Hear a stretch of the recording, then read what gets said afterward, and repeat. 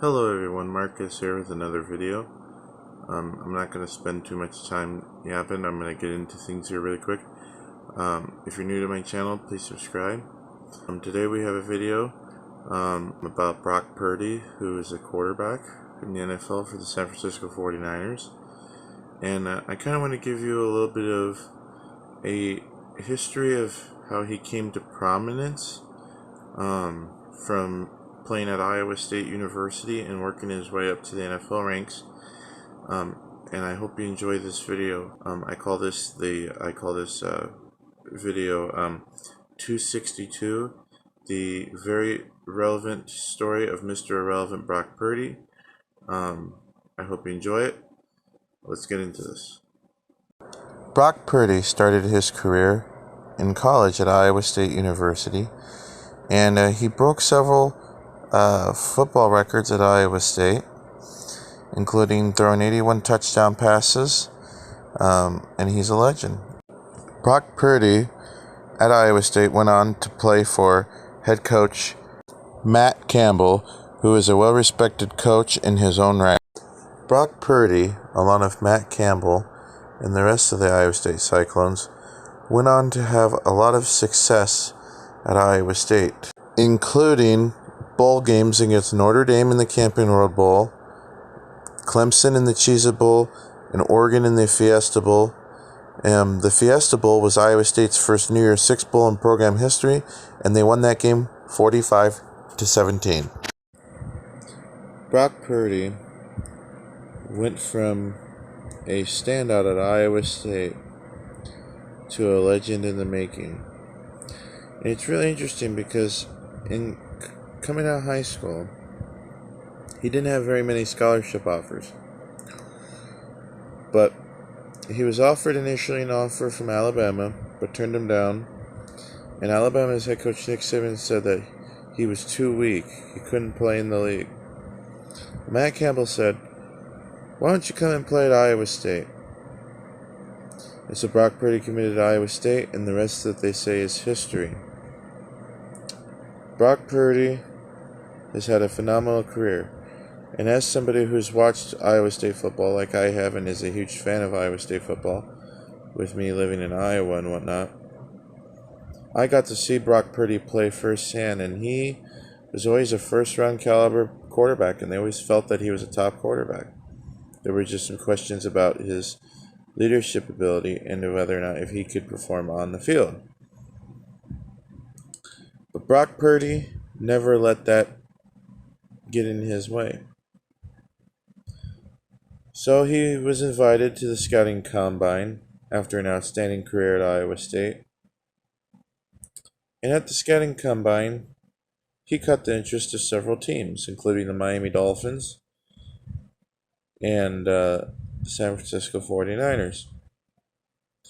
Brock Purdy grew up being a Miami Dolphins fan.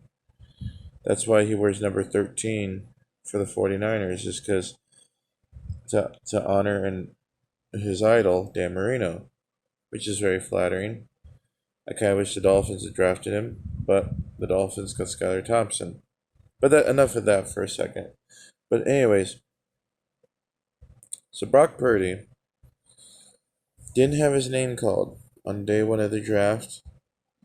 He didn't have his name called on day two of the draft.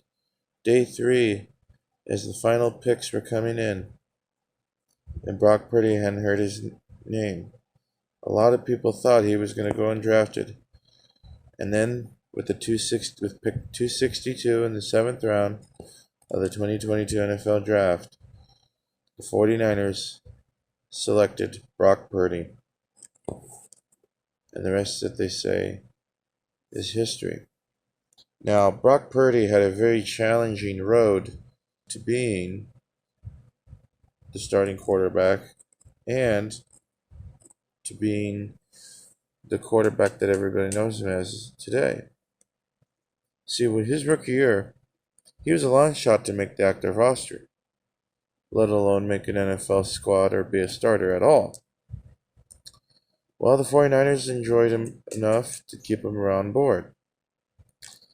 Trey Lance was the starting quarterback to start the season, and then Jimmy Garoppolo was the backup.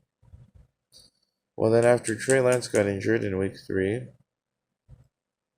it was Jimmy Garoppolo's turn to lead the team. Then in week 12 against my Miami Dolphins, in a game that we should have won, but that's beside the point, Brock Purdy came in relief of an injured Jimmy Garoppolo and led the 49ers back to a huge win, beating the Dolphins 33-17.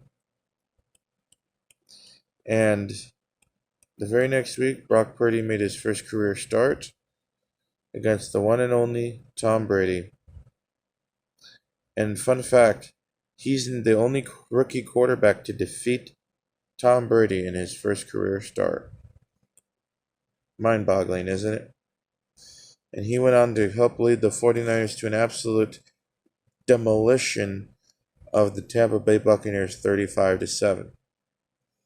And as the year went on, he led the 49ers down the stretch from the regular season all the way to the NFC title game to 7 straight games before losing to the Eagles in the NFC title game. And then Brock Purdy started the season strong in 2023, leading his team to even more wins. Started with 12 straight regular season wins before a loss. And then they had a little bit of a bump in the road. And then the 49ers gained their mojo back. And then Brock Purdy led the 49ers to a come from behind victory against the Packers in the divisional round. And then a stunning win against the Detroit Lions, who was dominating the 49ers early in that game. And Brock Purdy has led the 49ers to the Super Bowl and is a frontrunner for MVP. He was third in the league this year with 31 passing touchdowns to just 11 interceptions and had the 4th most passing yards. Not bad for a guy who was a 7th round pick and for everybody, and a guy that everybody said wasn't going to amount to anything. Just goes to show that anybody can be a quarterback and can be a good one. Brock Purdy would not have had this chance in the NFL if it wasn't for head coach Kyle Shanahan, who is great at mentoring young quarterbacks like Brock. And if it wasn't for tight end George Kittle, number 85, Brock probably would not have had these great career numbers. Thanks for watching, guys. If you're new to my channel, please subscribe. I appreciate every review and subscription you give. It helps me grow this channel. Enjoy your day. See you later.